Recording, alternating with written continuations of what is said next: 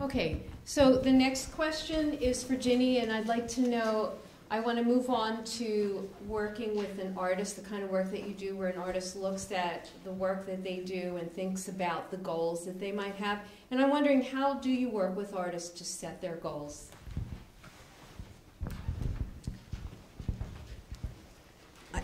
I think that in life and in an art career, it's very important to be intentional. And I think that sometimes we have some different ideas about what we want to achieve. But when I work with the artists who come to me, one of the most important things is to have a conversation with them about exactly what they're interested in doing.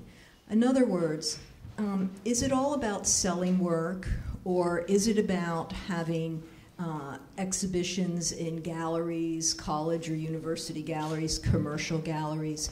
Is it that they want to make better work and they don't quite know where to go, how to improve their work or rethink?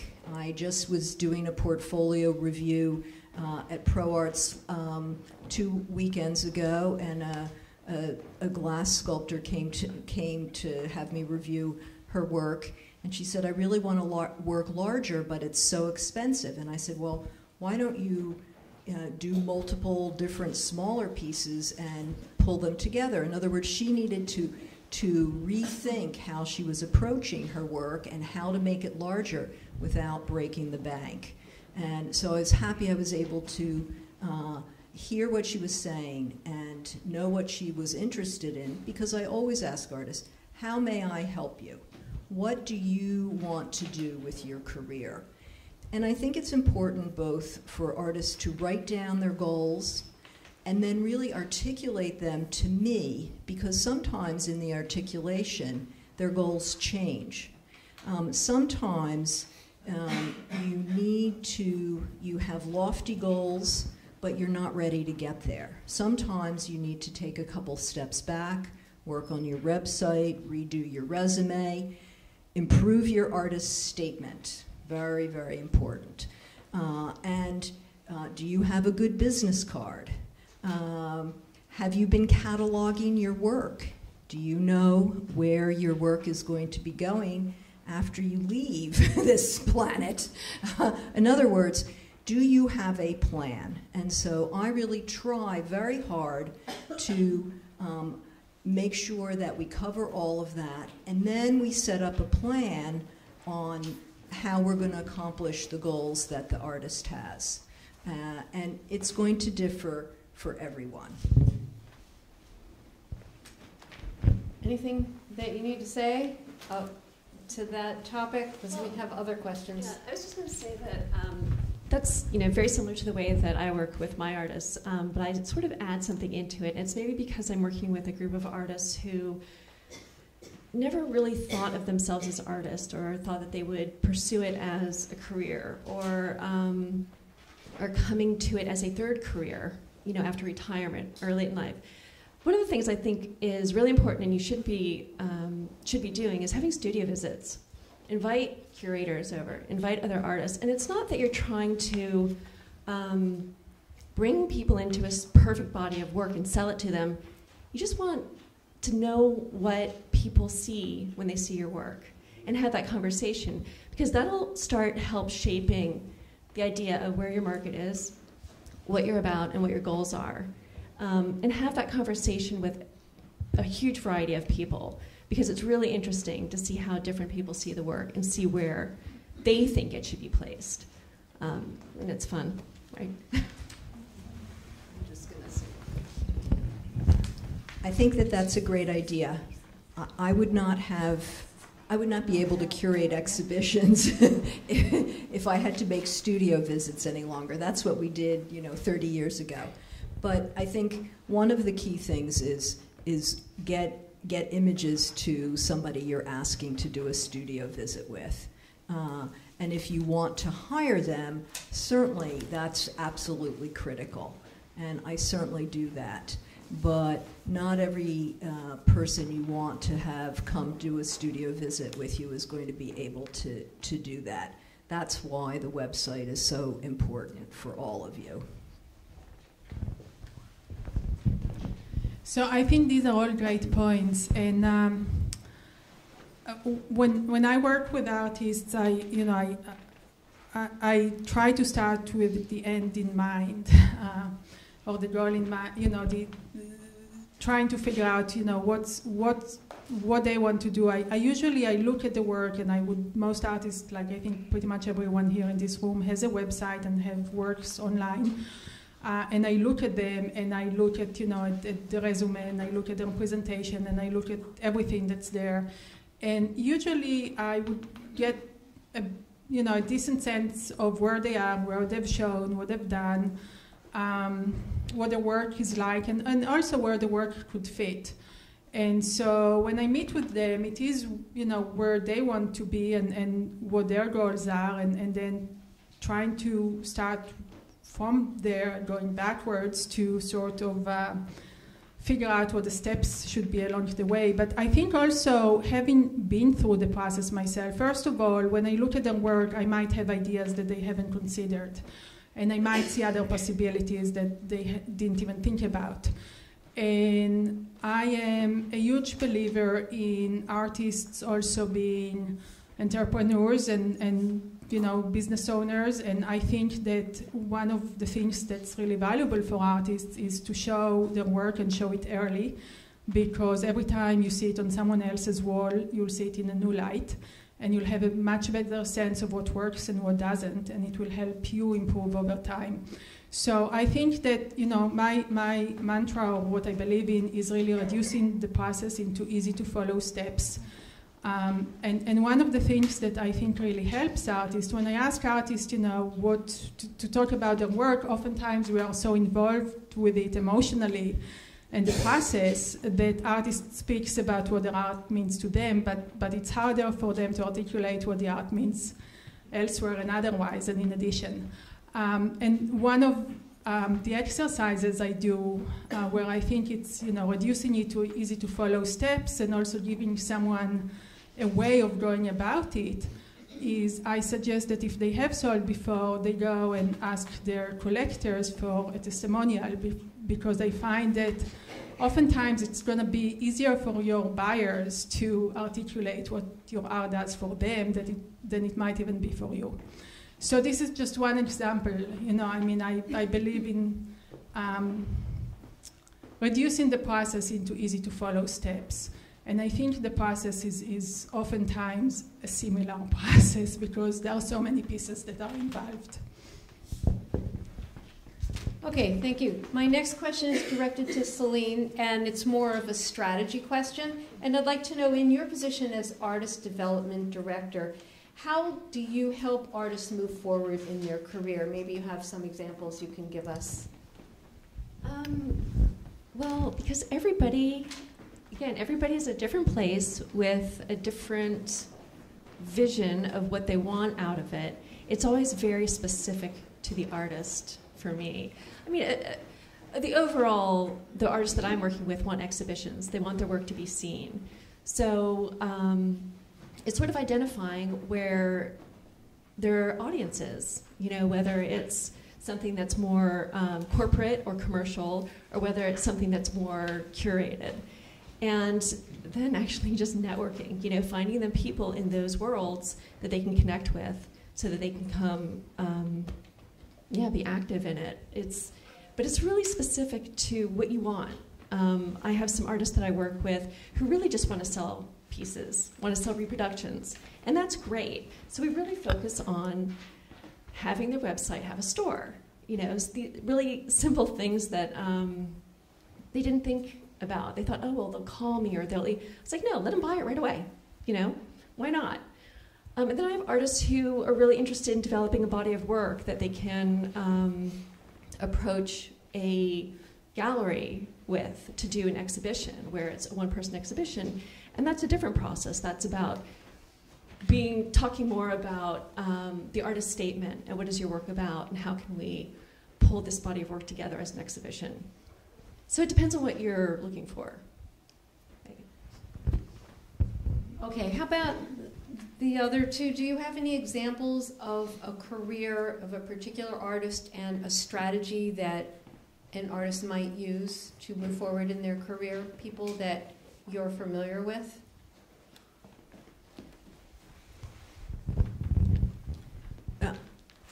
Well, I think that I'm sad to say that I think these days being an artist means working in the studio 50 or 60% of the time and doing art business the other part of the time. I mean, I think that long ago it was more like 90 to 10%, but now you really have to develop a strategy. And I think that whereas before dealers would, and of course the top dealers still do a tremendous amount of advertising, but for people who are not in the top galleries, it's really up to you.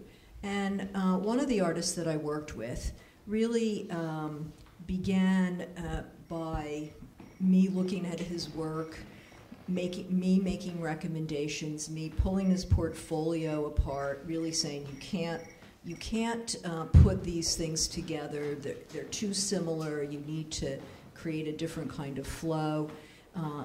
I worked with him about how are you going to push your art forward?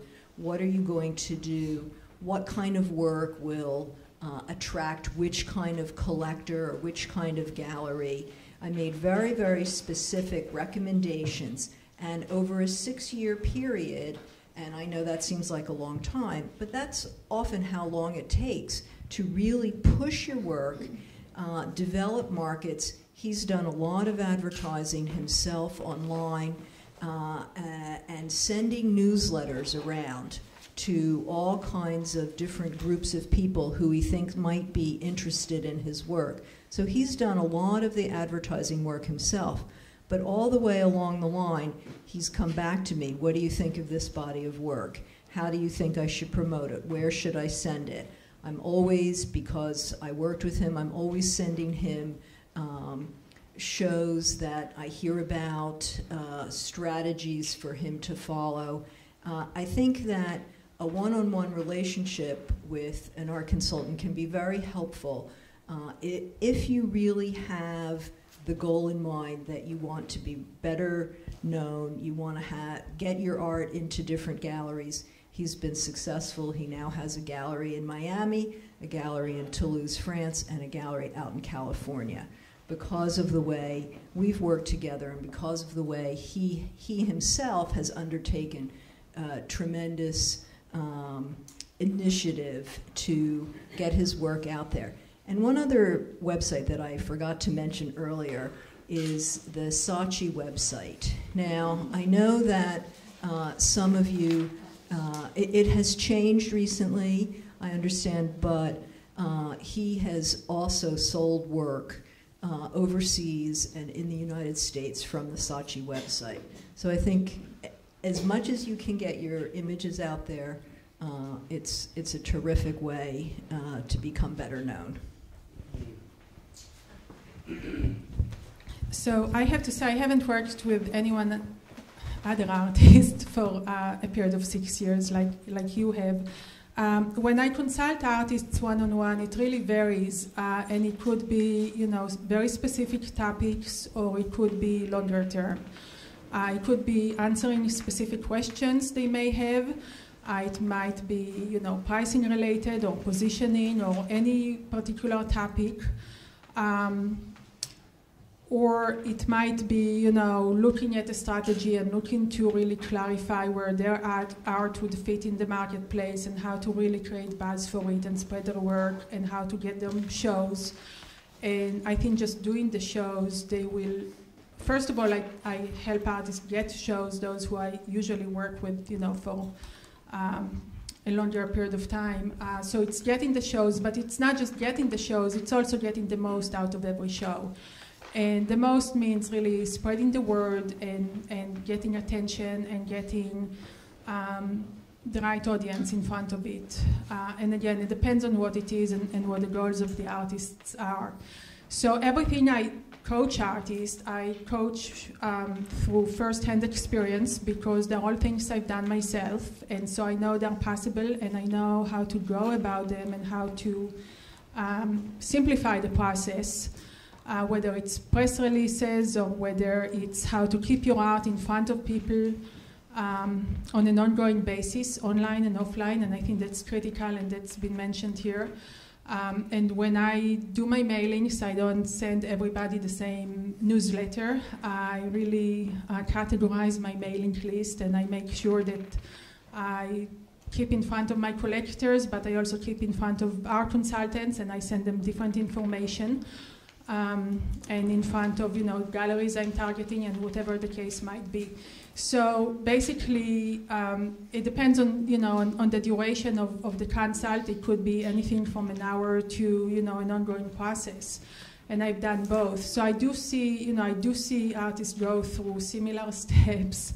Of positioning the work, of identifying the work, sometimes deciding which body of work to even focus on, sometimes deciding how to, what they can do with it and where to go with it, and how to really create buzz and show and sell. So I know it's a little bit general, but it really depends on the extent of the project and the engagement and the mentoring and everyone's goals. And some of the goals are to get, and I do that to some extent as well. There are shows that I do for prestige, not many, but there are a few. Although ideally every show would generate prestige and sales from my perspective. But I would do a show if it's likely to generate even just one of the two.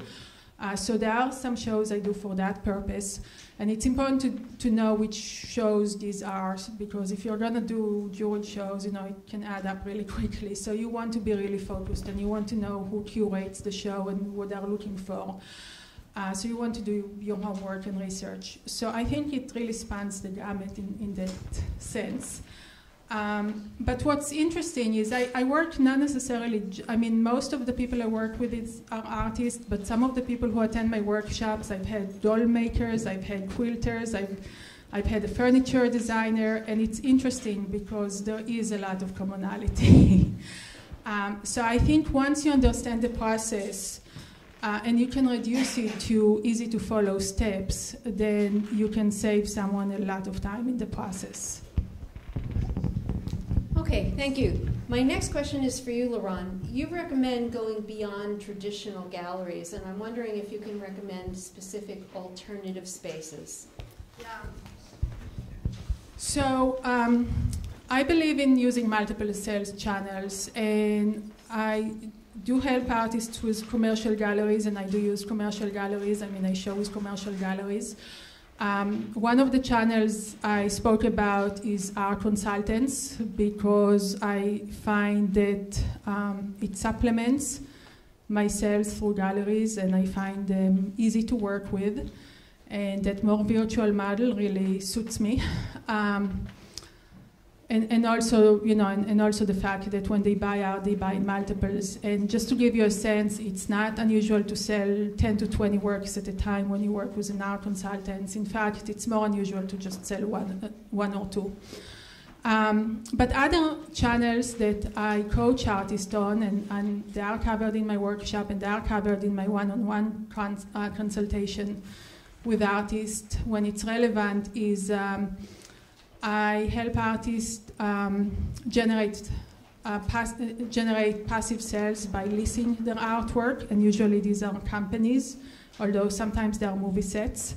And that's interesting because if you do have inventory lying around, that's a good use for it, and that's another way to generate income of your work. And usually when you do it with companies, this is not so much for individuals, but when you do it with companies, usually these are longer term leases.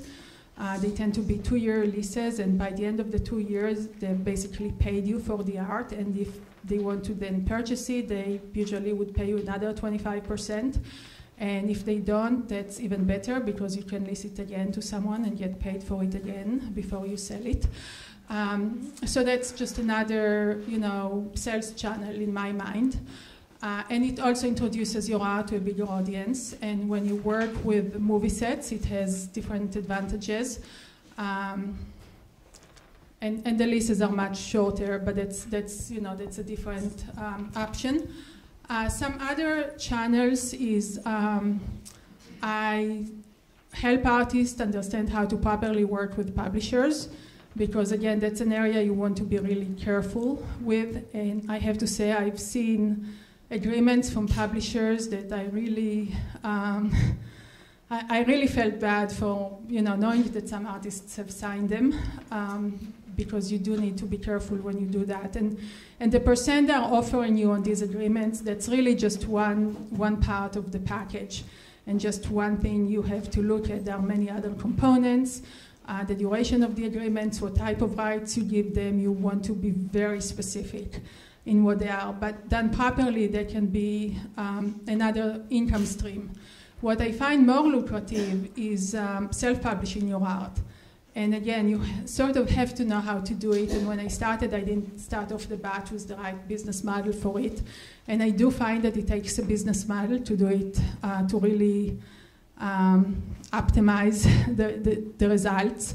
And the business model is not a one-liner business model, because it has to do with sizes and prices and numbering and venues and where do you show them and how do you show them and all sorts of things. And how do you also test market your images and which images you show.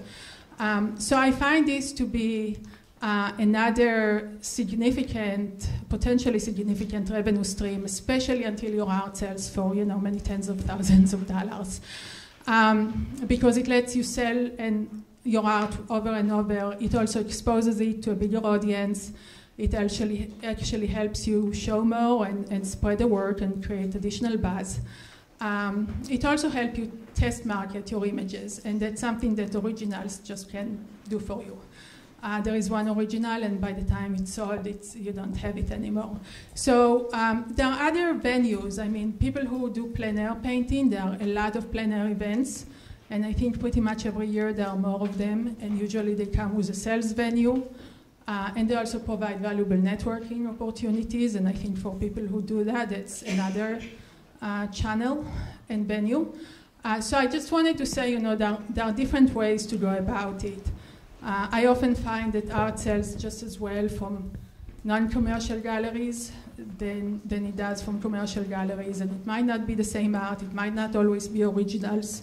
And I think it makes sense to sort of look at it and have a complete strategy to how you go about it. Because galleries are crowded, and really, I think that unless you're represented by one of the top dealers in the country, you're going to find that their contribution to your sales and success is unfortunately fairly marginal. So it's not that I don't believe in working with galleries. I do. I work with a number of galleries on an ongoing basis, but I think basically it's about artists owning their cash flow. So what kind of smaller spaces or alternative spaces would you recommend aside from a traditional gallery? Yeah. So a lot of companies show art. And one of the advantages of showing, there are several advantages from my perspective do with non-commercial galleries, because when you show with the commercial galleries, you can send your own press release. I mean, when you run your own show, you can send your press release. You can have a guest book. You can collect emails. You can do a lot of things. You can have your business cards. You can do a lot of things that you can't really do when you show at a commercial gallery. And I think one of the important things is that you can show typically a much bigger, larger body of work. And I think that's critical. I mean, I think for most artists, their work looks best when they can show it surrounded by other works. I mean, when I show one off at a jewelry show, it's valuable because I see it in a different light than when I see it in my studio or when I see it in other places. But I think the work looks best and tends to sell better when you can show a body of work. And when you deal with some of the non-commercial gallery venues, then you can do that. And especially if you're starting out, you can get a better sense for what works and improve it as you go. So some of the venues are companies, often headquarters would show it. Again, I don't necessarily show my originals there. I usually don't. I want to make sure that my work is going to be affordable for people who are going to stumble on it based on what the venue is. Medical centers show work. They've done a lot of studies where they realize the value that art brings to patients, and they've actually shown that certain art can really speed up recovery time and reduce the need for pain medications. And in a hospital setting, when each day costs whatever it costs here, that's a very compelling argument to have an art budget. But in addition, they do show out. Usually, if you do that, you would contact either the gift shop or the volunteer office, and you can pretty easily arrange for your own shows.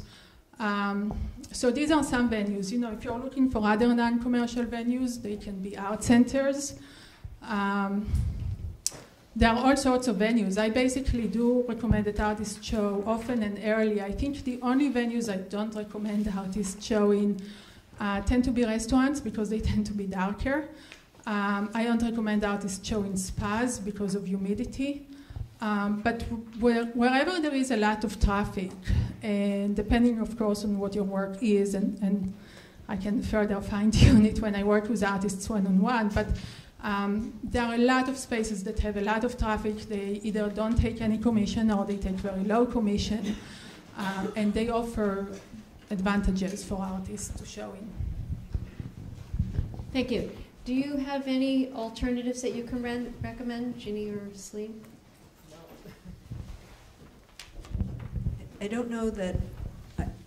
I mean, I think everything that we've said here is relevant.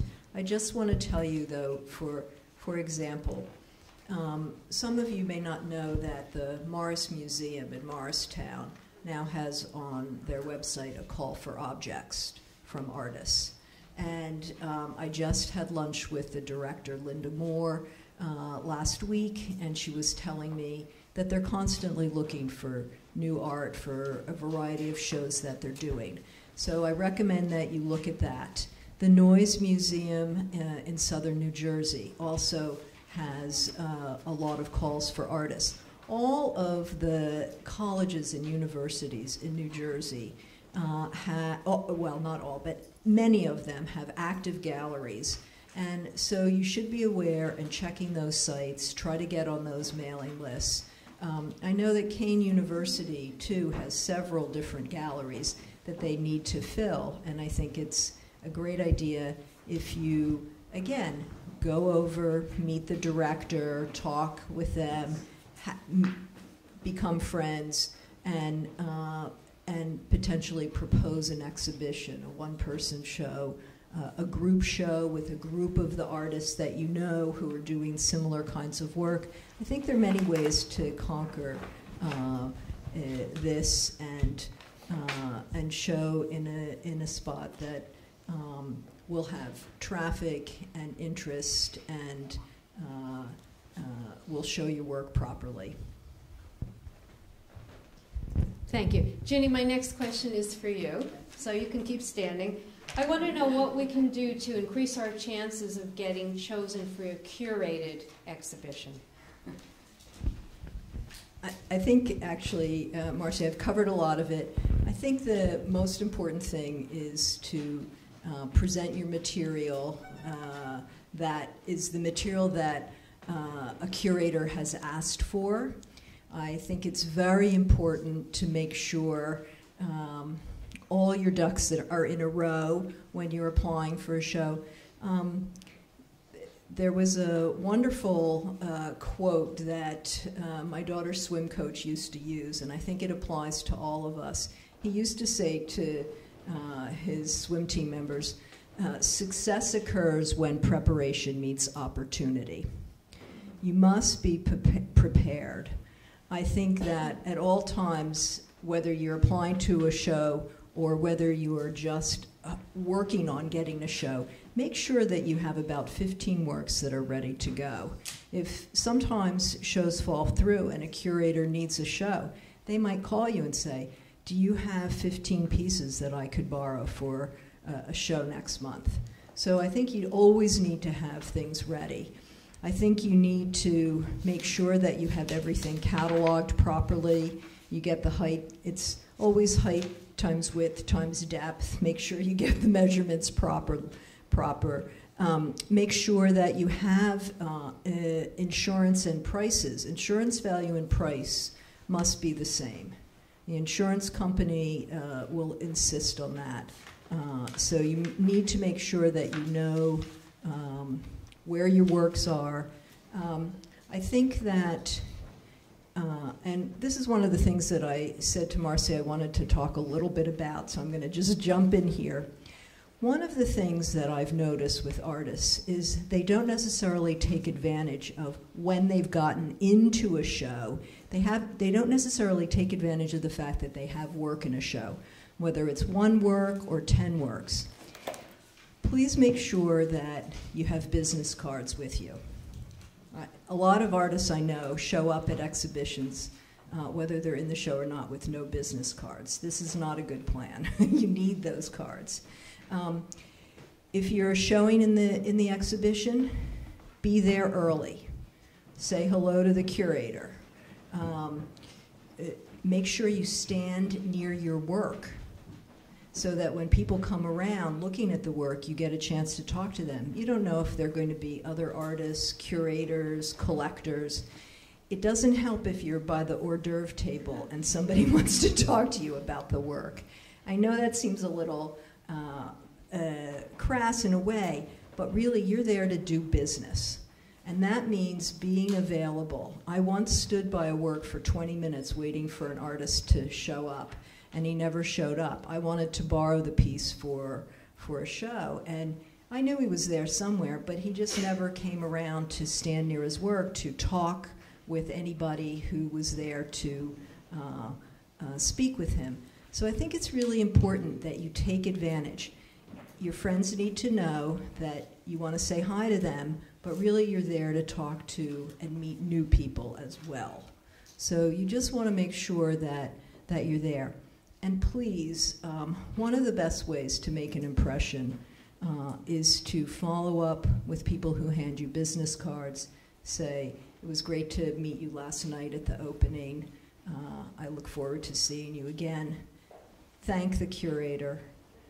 I remember everybody who's ever thanked me for being in a show, and often that means they get a chance to come back and be in another show because they're easy to deal with. Get your work to the gallery on time. Pick it up on time. You know, in other words, do business in the proper way so you're a player and not a hindrance to the opportunity. So I think that there are many ways that you can help yourself, and I also think make sure everything is prepared and you're ready to go.